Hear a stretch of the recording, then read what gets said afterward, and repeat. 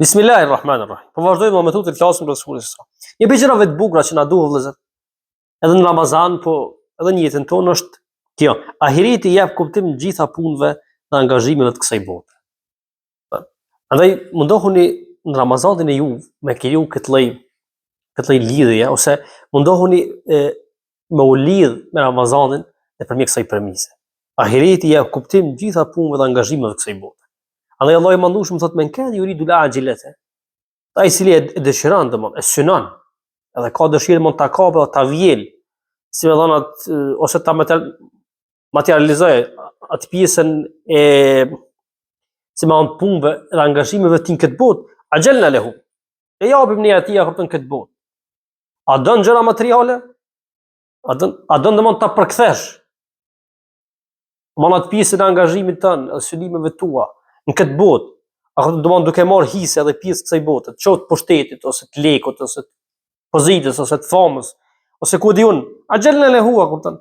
E merr këtë botë, kupton? Apo edhe shija, edhe mbajtja, e kupton, edhe pronësia, gjitha këto jetën e kësaj bote janë të shkurtra. Nuk zgjasin shumë, kupton? Edhe pendimi edhe, si më thon, ajo pjesa e vajtimit edhe keqardhjes vëllezër është e përhershme, është e përjetshme. Pas ndarjes edhe pas, si më thon, marrjes mos atyre mirësive nga ana e Zotit nëpërmjet shumë shkaqeve dhe rrugëve të kësaj bote. Wa man arada al-akhirah, shef subhanallahu akhireti i jap kuptim gjitha punëve, secilit angazhim. Ka kuptuar dhe materializimi më i mirë që mundesh me apo ose domthon rumbullaksimi më i mirë, edhe grumbullimi më i mirë. A kupton më fatimprurs, që është vëllezër me domthon depozitu gjitha punët tua për ahiret. Realisht ahireti jep kuptim gjitha punëve.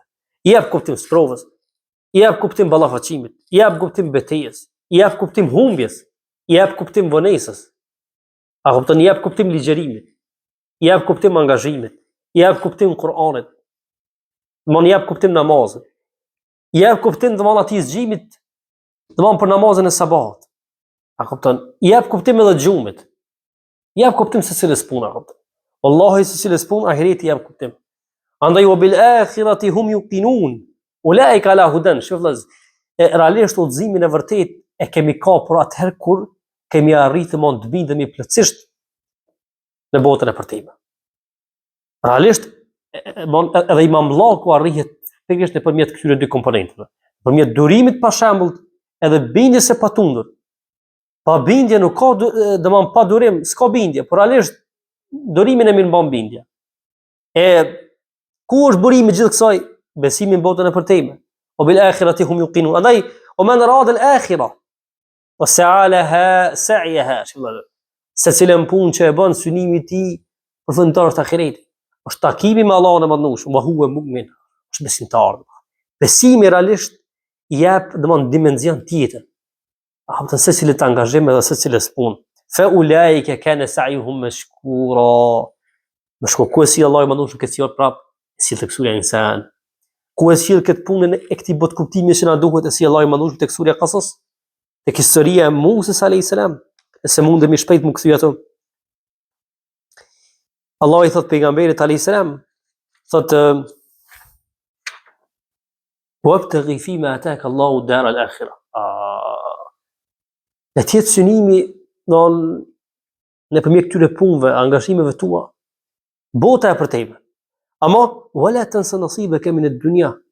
Realisht këtu pejgamberi domthon po jam thënë mendsinë saktë që duhet ta ketë karshi von kësaj bote dhe angazhimeve të tij në punët e përditshme.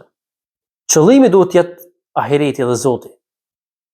Zemra duhet të jetë e lidhur me Allahun e Madhnueshëm. Ndërsa gjymtyrët ato ecin, kënaqen, bashkëveprojnë, flajnë, pushojnë, ashtu më radh. Allah çka thot më herë pas kësaj sure, gjithmonë tek surja Ankebut, thot wa inna ad-dar al-akhirata lahiya al-hayawan law kanu ya'lamun. Prap, për një surë tjetër më nësak, ndërthurje. Andaj ahireti i jep kuptim gjitha punëve tona. Allahu na bëj për ty që në Ramazan sa më shumë sa më tepër e kultivojmë. Ku mundemi, domthon, si më thon, veçanti me kultivu këtë namazin e natës, për cilën me lejen e Allahut Madhnueshëm do flasim pas pak. Allah i ruaj gjithë të mirat. Faleminderit shumë.